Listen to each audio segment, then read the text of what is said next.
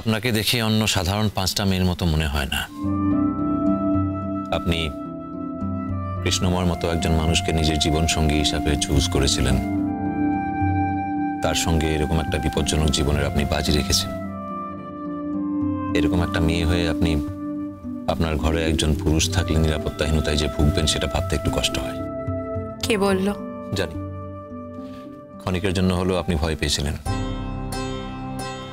আপনি ভাবছিলেন হয়তো আমি সত্যি বলছি কিনা, পেছনে আমার কোনো অন্য উদ্দেশ্য আছে কিনা। অবশ্যই এটা স্বাভাবিক, কারণ প্র্যাকটিক্যালি বলতে গেলে আপনি আমাকে চেনেন মাত্র একটা দিন, আর এই এত কম চেনার মধ্যে আমরা যতদূর এগিয়েছি সেটা সাধারণত হয় না।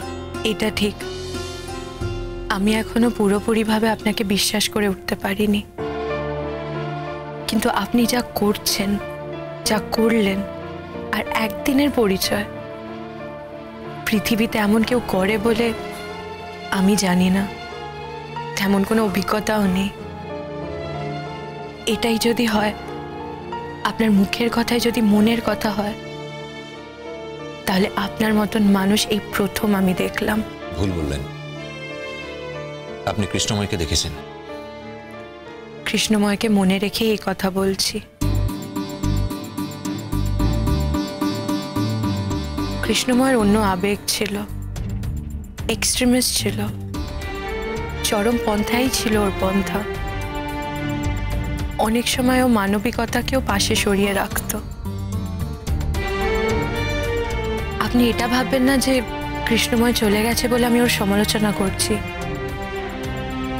আমি খুব নিরপেক্ষভাবে ভেবে বলছি, কিন্তু আপনি যা করছেন, যা করার কথা ভাবছেন, তা যদি নিঃস্বার্থভাবে ভেবে থাকেন, তাহলে আমার এইটুকু জীবনে সবথেকে শ্রেষ্ঠ মানুষ আপনি। আমি আপনার মুখ থেকে শ্রেষ্ঠত্বের শিরোপা পাবো বলে কাজগুলো করিনি, কৃষ্ণময়কে ভালোবাসি বলে করছি। কৃষ্ণময়ের শেষ কথাগুলো রাখার জন্য করছি, কৃষ্ণময়কে আমাদের জন্য চলে যেতে হলো বলে করছি।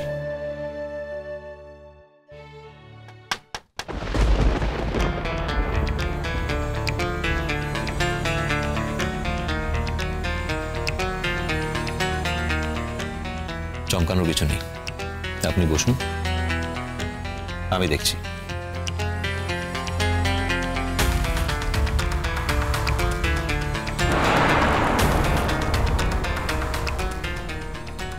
ইয়েস স্যার, আমি এই হোটেলের ম্যানেজার।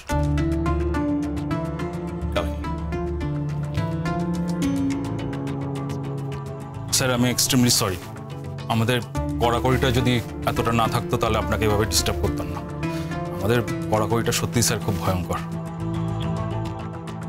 আর তাছাড়া স্যার আমাদের নিজেদের চাকরি বাঁচানোর একটা দায় থাকে। আপনাদের এন্ট্রিটা যে কোনো মুহূর্তে চেক হতে পারত, ওটা অনেক সময় পুলিশের তরফ থেকে হয়। আই মিন স্যার, ওই সারপ্রাইজ চেকিং। তো তখন যদি আমরা আপনাদের আইডি প্রুফ না দেখাতে পারতাম তবে খুব বিপদে পড়ে যেতাম স্যার। ওই জন্যই আপনাকে আমরা এভাবে রিকোয়েস্ট করেছি। এত কৈফিয়ত দেওয়ার কিছু নেই, আপনি সিম্পলি আপনার ডিউটি করছেন। এই নিন আমার আইডি, কাইন্ডলি জেরক্স করে ফেরত দেবেন। Sure sir. হ্যাঁ স্যার, মানে আপনি এত রাতে এসেছেন, এক্ষুনি তো বেরোবেন না। আসলে আমাদের মেন দরজাটা লক করা হয়ে গেছে, আর বুঝতেই পারছেন সারা রাত দরজা খোলা রাখাটা একটা ভয়ের ব্যাপার। আসলে অনেক সময় অনেক রকম সমস্যায় আমাদের পড়তে হয়, আর এখন তো কেউ বেরোনোরও নেই, তাই আমি না বেরোচ্ছি না। স্যার। কেন, কি হয়েছে? না স্যার, আপনি যদি আপনার পরিচয়টা আগে দিতেন তাহলে। তাহলে কি করতেন? আপনার সমস্ত রুল একপাশে সরিয়ে রাখতেন নাকি? না না, সেটা নয় স্যার। তাহলে অন্তত আমরা আপনার নামের পাশে লিখে রাখতাম। মানে এটা নিয়ে যান, তাড়াতাড়ি জেরক্স করে ফেরত দেওয়ার ব্যবস্থা করুন। এক্ষুনি যাচ্ছি স্যার, এক্ষুনি যাচ্ছি। কিন্তু স্যার। আবার কিসের কিন্তু? না স্যার, আপনারা সকালবেলা বলছিলেন তো বাইরে থেকে এসেছেন, তাই বলছিলাম। তাতে আপনার কি সমস্যা? না স্যার, সমস্যা নয়, আসলে আপনার বাড়ির ঠিকানাটা এই কলকাতা শহরেরই দেওয়া আছে, তো ওই জন্য আর কি স্যার। বুঝতে পেরেছি। আসলে আমার পার্মানেন্ট অ্যাড্রেস এখানেই, এখানে আমার বাড়ি। আমার ওয়াইফের বাপের বাড়ি কলকাতার বাইরে, আমরা সেখান থেকে এসেছি ওকে দেখাবার জন্য এখানে ডাক্তারের কাছে। আসলে ব্যাপারটা হলো যে আমার বাড়িতে আমার ফ্যামিলির সঙ্গে আমার ওয়াইফের রিলেশন খুব একটা ভালো নয়, বাড়ি থেকে অ্যাকসেপ্ট করেনি, তাই আমি একা গিয়ে বাড়িতে দেখা করে এলাম। কিন্তু আমার এই ব্যক্তিগত ব্যাপারগুলো নিয়ে আপনার এত কৌতূহল কেন? আপনার এত জানার কি আছে? না না স্যার, আমি এত কথা জানতে চাইনি স্যার। আসলে আপনার বাড়ির ঠিকানা আর আপনি আজ সকালে বলেছিলেন, মানে দুটো মিলিয়ে স্যার। এনিওয়ে স্যার, আমি সব বুঝতে পেরেছি স্যার, আপনাদের কোনো প্রবলেম হবে না। তবে স্যার একটা কথা জিজ্ঞেস করার ছিল, যদি কাইন্ডলি একটু বলেন। মানে আপনাদের আজকের এন্ট্রিটা হয়ে গেছে, আপনারা কালকে কি থাকবেন? না। ও মানে তার মানে কাল চলে যাবেন, তাই তো স্যার? হ্যাঁ, যদি থাকি তাহলে এক্সটেন্ড করাবো। সেটা কি এক্ষুনি জানাবার প্রয়োজন আছে নাকি? না না স্যার, এখন নয়, মানে বেলা 12টার মধ্যে জানালেই হবে। আসলে তখন যদি অন্য গেস্ট আসে আপনারা থাকবেন কি না, তাই জন্য আর কি। ওকে, কাল বেলা 12টার মধ্যে আপনাকে জানিয়ে দেবো। আসলে স্যার আমাদের চেক আউট টাইম হচ্ছে 12টা। বুঝতে পেরেছি। আসলে আমাদের কাজ কাল বিকেলের মধ্যে শেষ হয়ে যাওয়ার কথা, তাহলে তো আর কিছু করার নেই, কালকের দিনটাও থাকতে হবে। তাহলে পরশু আমরা বেরোবো এখানে। এনিওয়ে আপনাকে যা হবে আমি 12টার মধ্যে জানিয়ে দেবো। হ্যাঁ স্যার, সরি ম্যাডাম, আপনাকে ডিস্টার্ব করলাম। আসছি।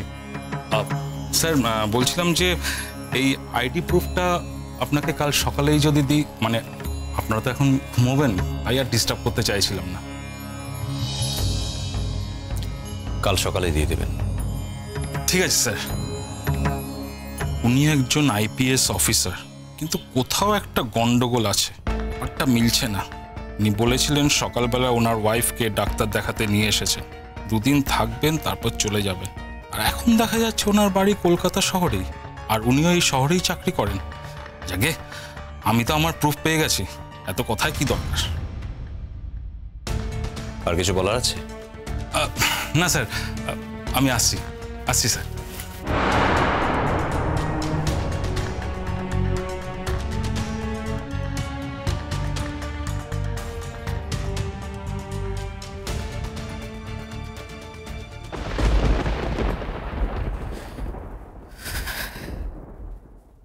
কি অনিশ্চিত জীবন বলুন তো।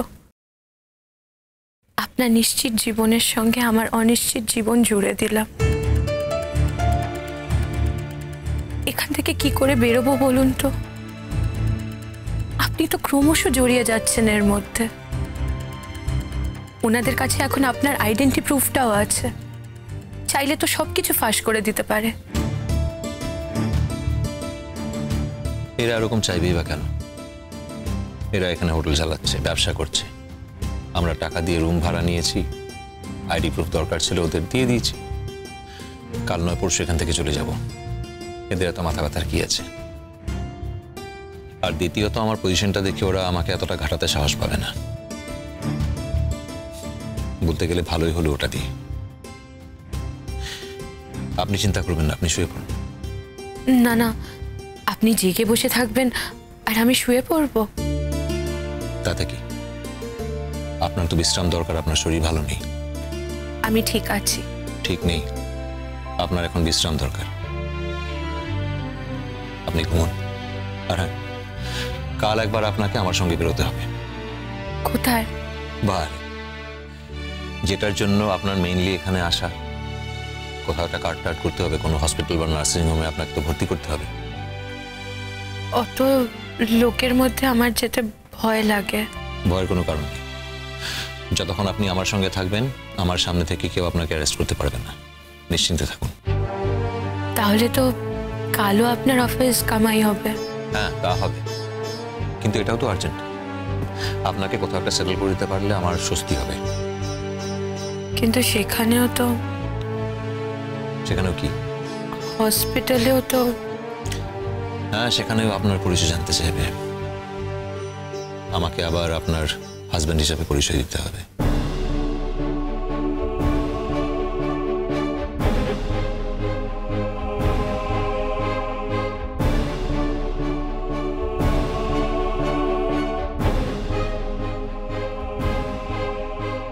দেখুন, প্লিজ আপনি কাঁদবেন না। আপনার বাচ্চাটার জন্য অন্তত এটুকু করা জরুরি। যা করছি এতে মিথ্যে থাকতে পারে, কিন্তু কোনো অন্যায় নেই। তাই আপনি যদি এই কথাটা মন থেকে বিশ্বাস না করেন, তাহলে আপনার নিজেরই অস্বস্তি বাড়বে।